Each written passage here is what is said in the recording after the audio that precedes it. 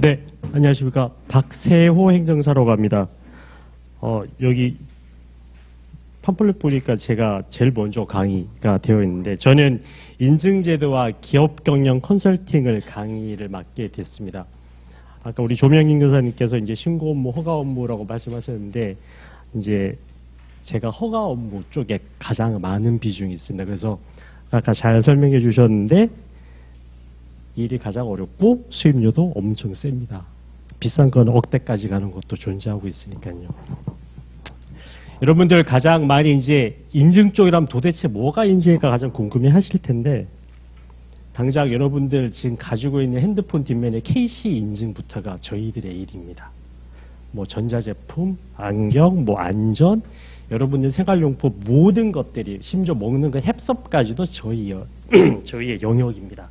그래서 보통 이제 행정사가 많은 교수님들이 나오셨지만 어떤 일을 하는지에 대해서 되게 많이들 궁금해 하세요. 근데 이것도 과연 너네 일이냐라고 되게 많이 하시거든요.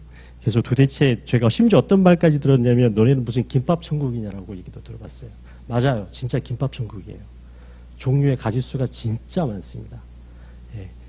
저도 뭐 마찬가지 저기 조명연구처럼 이제 연수원에서 이제 대한행정사 연수원에서 이제 교수들 같이 팔람하고 같이 강의도 하고, 아마 또 연수교육하거나 역량강화 교육 같은 거 제가 1년에 한 번씩 들어가는데 40시간씩 뭐 80시간짜리 교육 같은 것도 하거든요. 그때 또 만나 뵐 수도 있는데, 하여튼 간에 저희들이 보통 이제 여러분들과 이런 소통을 하는 것도 어떤 관심사가 이제 같아졌기 때문에, 왜냐하면 여러분들도 행정사라는 자격을 따셨기 때문에, 취득을 하셨기 때문에 이제 그 자체도 허가에 가깝죠. 남들이 하지 말라는 거를 행정사 자격을 취득을 해서 이제 행정사 업무를 하는 것 자체가 허가 업무입니다. 예, 자기 부자기 원칙이 존재하는 거죠. 자, 그러다 보니까 여러분들과 소통을 할 수 있는 게 이제 이 기술적인 소통이 이제 가능한 거죠.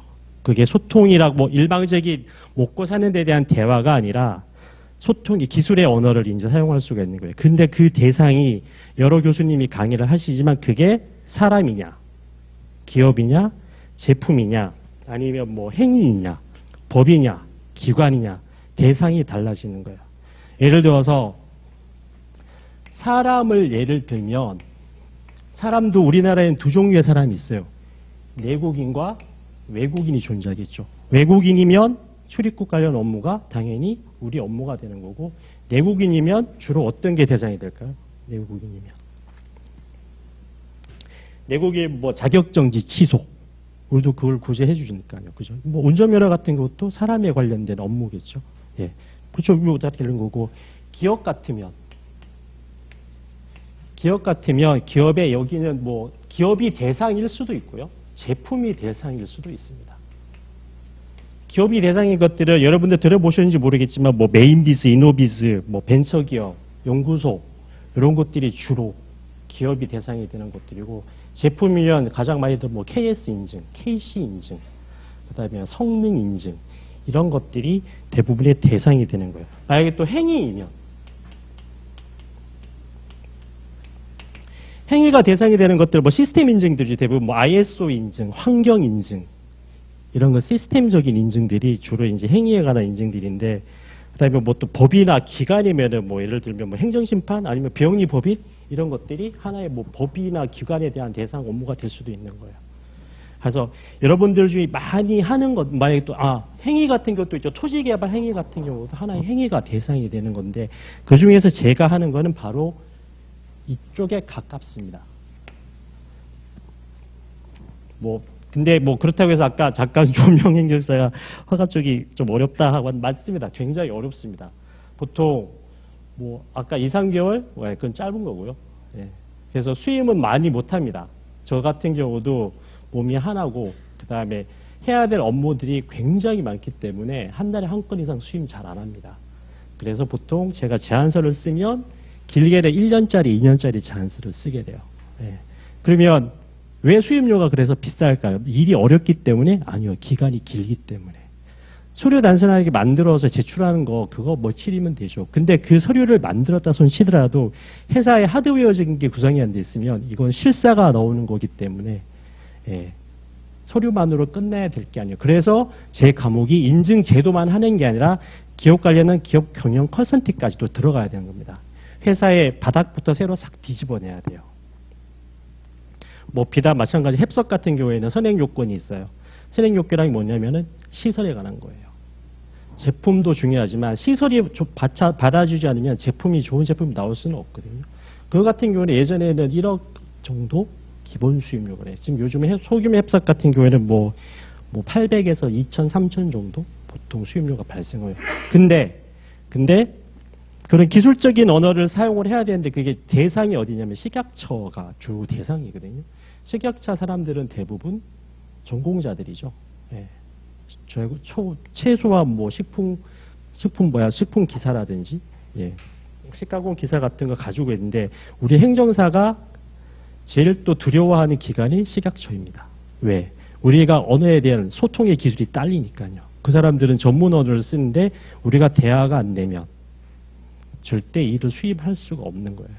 마찬가지 이노비즈 마찬가지 메인비즈 마찬가지인데 이노비즈 메인비즈 같은 경우는 중소기업의 끝판왕이라고 얘기하거든요. 연간 매출 3년 연간 매출이 60억 정도 돼야 되고 수도권 경우는 그다음에 조직도라든지 매뉴얼적인 거, 품질 관리적인 거 이런 것도 회사 내규부터 싹 다 바닥부터 다 고쳐줘야 돼요. 그래서 보통 제가 메인비즈 이노비즈 수임하면은 보통 한 6개월 정도 기본 잡고 가요. 그리고 수입료는 보통 뭐 해서 수입료를 정하는 게 이거는 뭐 얼마입니다라고 가격이 정해져 있는 게 아니라 제가 한 6개월 정도 실사를 가서 먼저 방문을 해서 기업 평가를 한 다음에 이 정도면 메인비즈, 이노비즈 가려면 최소 1년이 걸리겠다, 6개월이 걸리겠다. 그러면 그때 제가 뭐 일주일에 최소 한 번을 갈까, 두 번을 갈까, 1개월을 갈까, 2개월을 갈까. 그래서 그때 수입료가 결정이 돼요.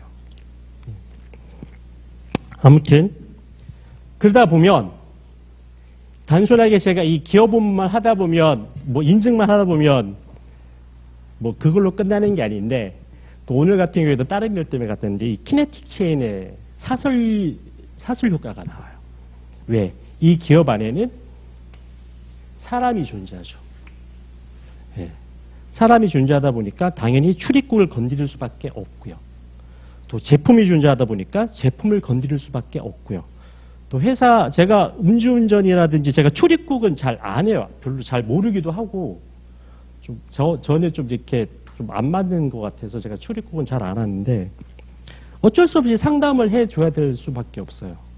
왜냐면 지금 그동안 행정사가 지금 11회까지 나오면서 10년 정도 지나면서 이제 많은 국민들이 많은 사람들이 출입국은 행정사 일이라고 많은 분들이 이제 인지를 하고 계시기 때문에 저한테 당연히 물어보세요.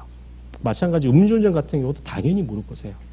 그렇기 때문에 어쩔 수 없이 공부를 해야 될 수밖에 없고 또 어쩔 수 없이 내가 뭐 연간계약을 하고 저 같은 경우는 연간계약을 되게 많이 하는데 뭐 1년에 이제 한 달에 100만 원씩 그래서 연간계약 하는 게 업체가 코로나 전에 많을 때는 12개 뭐 20개까지도 됐었는데 작을 때는 지금 코로나 때문에 많이 줄어서 지금은 이제 한 8개에서 10개 정도.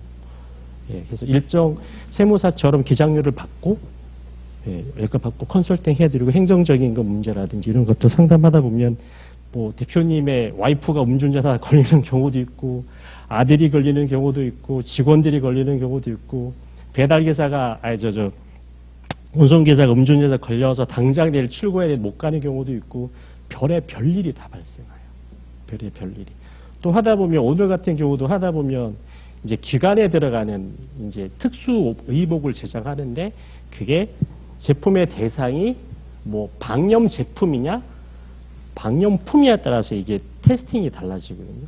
그래서 기관에서 해석을 잘못해서 납품이 거절돼서 7억, 8억을 돈을 못 받고 있어요. 그리고 이거는 처분이 아니기 때문에 행정심판도 아니에요. 그러니까 감사원으로 다시 서류를 만들어서 이렇게 보내는 그런 절차들도 해야 되고 되게 복잡한 업무가 많아요. 그래서 아까도 많은 선생님들이 말씀하셨지만 강사님들이 말씀하셨지만 조금 좀 종합예술 같은 파트가 제 파트예요. 그래서 좀 이렇게 원래는 제가 강의를 하면 제일 다른 이제 대한행정사 같은 경우에는 제일 뒤에 강의를 해요. 끝날 때 해요. 다 듣고 와서 마지막인데 제가 지금 제일 바쁜 시기예요, 사실은. 왜냐하면은 이런 인증들이 뭐와 연결이 되냐면은 얘는 결국 기업의 돈이에요. 사람의 스펙을 갖춰서 스펙을 갖춰서 자기가 할 일을 정하지만 기업도 이제 스펙이 없으면 뭐 국책자금, 정책자금, 그다음에 기술보증기금, 신용보증기금, 사업자금을 만들 수가 없어요.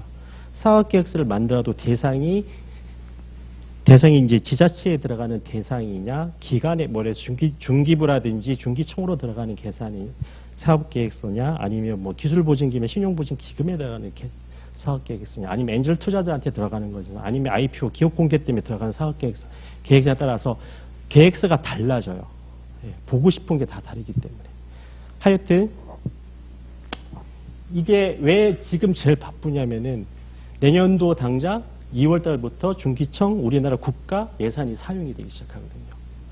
가끔 이제 11월 말, 12월 초 정도 보통 되면 이제 내년도 중기자금이 뭐 3조 5천억입니다. 6조입니다. 벤처기업 자금이 얼마입니다가 이제 쭉쭉 발표되죠. 지금 이제 국회가 지금 계류 중에 있어서 예산이 아직 통과가 안 되는데 보통 그런 식으로 제공하다 보면 요이 땅 하면 죄송합니다. 시작하면 2월에 서류가 들어가야 되는데 그 2월에 만들어서는 입이 늦어요. 네, 만들어낼 수가 없어요. 그래서 보통 10월, 11월 정도 되면 전년도 예산을 보고 어떤 이 회사는 어떻게 빌드업해서 내년도에서 이쪽을 노려봐야 되겠다. 이미 시작이 되고 지금 거의 마무리 단계에 들어가는 거죠. 하여튼 그래서 다 알아야 된다. 그리고 다 모두 다 한번 들어보시고 지금 제가 생각하기도 저도 조명 행정사랑 같이 강의 시작했었는데 여기서 약간 인턴 과정 같으세요. 한번 다 들어보세요.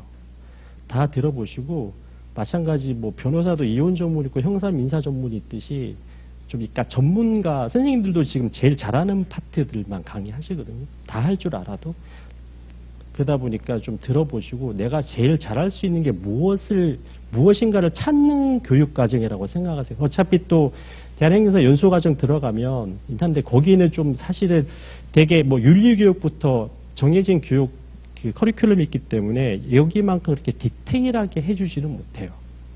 디테일하게 해주지 못하고 마찬가지 또 이렇게 뭐 대부분 또 행정사회에서 교육하는 거는 거기도 뭐 저도 강의는 하고 있지만 대면 교육이 아니라 이제 온라인 교육이 되게 많기 때문에 이렇게 직접 이제 페이스 투 페이스 하면서 질문 같은 것도 좀 그렇고 하니까 이 강의를 통해서 한번 서칭하신다 생각하시고요.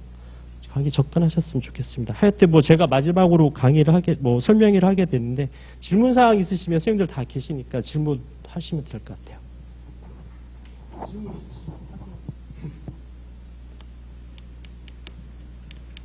궁금한 것도 괜찮아요.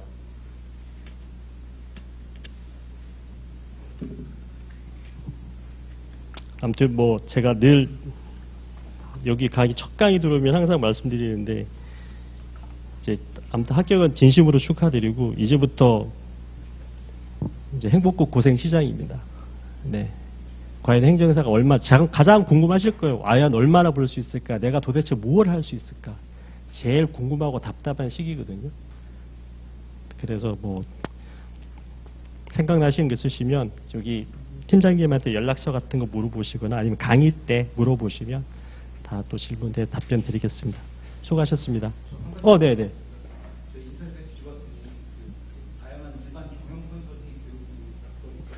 네네네. 저는 처음부터는 권하지는 않습니다. 네, 경영지도사하고도 조금 부딪히는 사실 부분도 있는데, 그래서 경영지도사 부분은, 그러니까 뭐 그거 이제 경영지도사에서 갈 수도 있고요. 그다음에 행정사가 하는 경우는 행정사랑 약간 파트는 다릅니다. 행정사 파트, 그러니까 경영지도사 같은 경우는 서류를 만들어주기가 되게 애매한 경우가 되게 많아요. 인허가 서류가 만들어야 되는 경우가 있기 때문에 관에 직접 들어가는 대리권을 갖고 있는 행위가 경영지도사는 없거든요. 네, 그래서 뭐 예를 들면 공장 등록, 뭐 가장 좋은 게 홈택스 다들 아시잖아요. 홈택스 보면은 우리가 기업들이, 그러니까 제가 홈택스 등록해서 세무사한테 이제 제 아이디랑 패스워드 주면 대리인을 제가 세무사가 지정을 하면 그 세무사가 이름을 하잖아요. 유일하게 행정사가 그 대리인을 이름할 수 있는 사이트가 있습니다. 그래서 그 회사가 가입을 해서 대리인으로 박세호 행정사를 지정을 하면 제가 바로 업무를 할 수 있는 일들이 있는데 경영지도사는 그걸 못 하거든요. 그렇기 때문에 약간 파트는 다르지만 뭐 들으시면 좋을 것 같은데 뭐 이공계 출신이나 아니면 기업 쪽에 많이 일을 해보셨으면 들으시는 것도 나쁘진 않으시죠. 근데 뭐 제가 안 들어봤기 때문에 물론 그런데 제가 강의도 많이 나가는데 제가 학교에도 강의를 나가고 뭐 경영 컨설팅 협회 같은 데도 강의 들어가고 하는데 나쁘시진 않을 것 같습니다. 네. 뭐 뭐라고 말씀을 드리기가 좀 그렇긴 합니다. 또 예. 이번 강의하시고 이후에도 혹시 법학원에서 심화 과정이나 네, 있습니다. 여기 선생님들 거의 다 심화 과정 여름 정도에 보통 하지 않나요? 네, 여름이나 그 전에 아마 심화 과정 이렇게 뭐 출입국 장만익 교수님도 하시고 계시고 조명인 선생님도 하시고 계시고 다들 그 파트만 하고 저 같은 경우도 heb선만 여기서 80시간 30시간 했나 80시간 했나 모르겠네. 하여튼 그렇게 강의를 그런 심화 과정은 뭐 행정사에서도 하고 있고요. 여기서도 하고 있으니까 그거는 초이스하셔서 초이스하셔서 하시면 좋아요. 그 혹시 강의 계획에 없는 것들 중에 네. 과거에 22년이나 21년에 네. 심화 과정 강의를 하셨던 것들이 있는데 나 행정사고 네네네. 그런 것도 강의 계획에 없는 것들은 그런 거 들어도 되나요? 뭐 그렇죠. 뭐 그거는 경기 개설만 된다면 뭐 들으셔도 되죠. 들으셔도 되죠. 네. 다른 뭐 출입국이나 이런 쪽 질문 없으세요? 법인 설립 이런 거? 알겠습니다. 하여튼 당장 이번 주죠. 이번 주 토요일 일요일 날 바로 뭐 펼 수 있으면 좋겠고요. 수고 많으셨습니다.